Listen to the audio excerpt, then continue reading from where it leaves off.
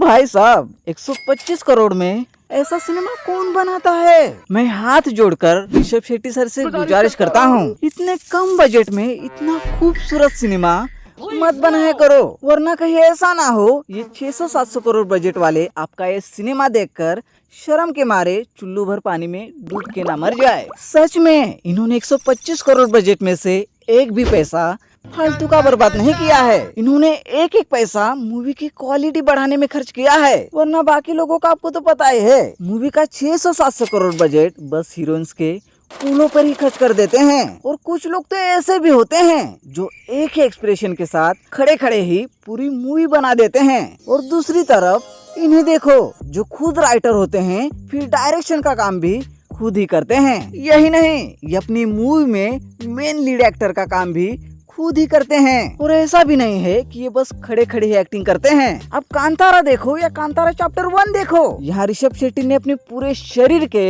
हर अंग से एक्टिंग की है। और मजे की बात तो यह है कि ना ही इसके 7-8 सिक्स पैक हैं और ना ही ये ऋतिक की तरह गुड लुकिंग है, लेकिन फिर भी ये लप्पू सा दिखने वाला ऋषभ जब जब स्क्रीन पर आता है दिल गार्डन गार्डन हो जाता है। तो हाँ, अब से कन्नड़ा इंडस्ट्री में सिर्फ सलाम रोकी भाई के ही नहीं, बल्कि अब से सलाम शेट्टी भाई के भी नारे लगाए जाएंगे। खैर, वैसे अगर इस मूवी की उड़ती उड़ती कहानी की बात करें तो जैसे कि कांतारा में हमें शिवा की कहानी दिखाई गई थी, तो इस कांतारा चैप्टर 1 में शिवा के पूर्वजों की कहानी दिखाई गई है। शिवा के पूर्वज एक जंगल में रहते हैं और उस जंगल को ही कांतारा कहते हैं। अपना हीरो भी इसी जंगल का रहवासी है। फिर दूसरी तरफ एक राजा का राज्य है, उसके 2 बच्चे हैं, एक लड़का और एक लड़की। फिर यही लड़की बड़ी होके अपने हीरो की हीरोइन बन जाती है और लड़के को राजा बनाया जाता है, जो कि एक नंबर का हरामी और नशीली राजा निकलता है। तो हाँ, एक तरफ राजा का आलीशान राज्य है और दूसरी तरफ कांतारा के ये गरीब लोग। ये गरीब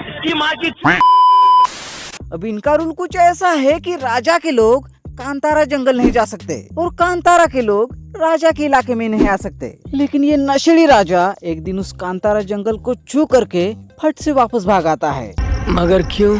क्योंकि उस जंगल में कुछ ऐसी शक्तियाँ होती हैं जो कांतारा जंगल की रक्षा कर रही होती हैं। तो जैसे कि राजा ने कांतारा के इलाके में जबरदस्ती घुसने की जरूरत की थी, तो अब अपना हीरो भी राजा के इलाके में जाके उनके राज्य में भसड़ मचा देता है। अब ये हीरो की हीरोगिरी देखकर अपने नशीली राजा के अंदर का भी विलन जाग जाता है। फिर क्या, ये राजा फिर से कांतारा गांव में जाके उन जंगली गरीबों की अम्मा बहन एक कर देता है। लेकिन तभी अपना हीरो वाली एंट्री मार के उस नशेड़ी राजा की बांसुरी तोड़ देता है। मतलब कि यहाँ नशेड़ी राजा का राम नाम सत्य हो जाता है। फिर आगे कहानी में एक ट्विस्ट आता है। ये जो अपने हीरो की हीरोइन होती है, वो हीरोइन नहीं, वो हीरोइन के भेष में चुड़ैल निकलती है। अब इस चुड़ैल हीरोइन को अपने नशेड़ी भाई का बदला लेना है। फिर क्या, इस चुड़ैल हीरोइन और हीरो के बीच युद्ध छिड़ जाता है। पहले तो ये चुड़ैल अपने हीरो के गोटे दबोच लेती है, लेकिन फिर गुस्से में अपना हीरो भी इस चुड़ैल की चोटी काट देता है। मतलब कि अंत में इसका भी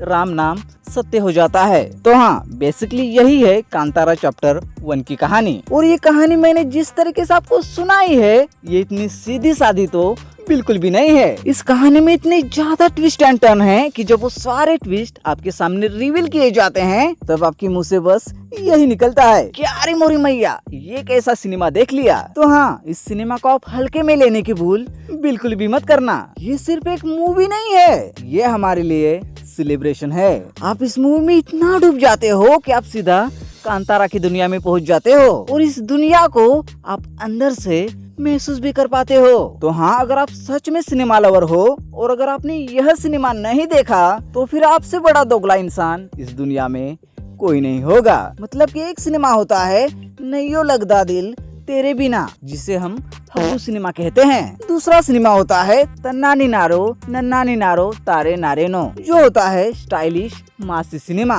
और तीसरा सिनेमा होता है कौन है वो कहाँ से वो आया, जो कि होता है आर्ट सिनेमा। तो हाँ, कांतारा इसी आर्ट सिनेमा की कैटेगरी में आता है। लेकिन ऐसा भी नहीं है कि ये मूवी एकदम परफेक्ट है। मैं मानता हूँ मूवी का फर्स्ट हाफ बिल्कुल भी अच्छा नहीं है। इन्होंने मूवी का पूरा फर्स्ट हाफ कॉमेडी में ही बर्बाद किया है। लेकिन इंटरवल के बाद इस मूवी ने जो हमें एक्शन दिखाया है, इनका वो पूरा वॉर सीक्वेंस बाहुबली स्टाइल में ही चलता रहता है। और इस मूवी की यही तो खास बात है। ऋषभ शेट्टी ने जिस कन्विक्शन के साथ कांतारा वर्ल्ड को प्रेजेंट किया है, हमारे कल्चर को जो जस्टिस दिया है, उसके सामने इस मूवी में कितनी भी कमियां क्यों ना हो, वो सारी कमियां चूल्हे भाड़ में जाए, मुझे फर्क नहीं पड़ता। अगर मूवी पूरे मजे दिलाती है तो फिर अपना भी फर्ज बनता है कि आप उस मूवी की दिल खोल कर तारीफ करो। तो हाँ, यहाँ सबसे पहले तारीफ करनी बनती है ऋषभ शेट्टी की। इस बंदे की परफॉर्मेंस एक तरफ और पूरी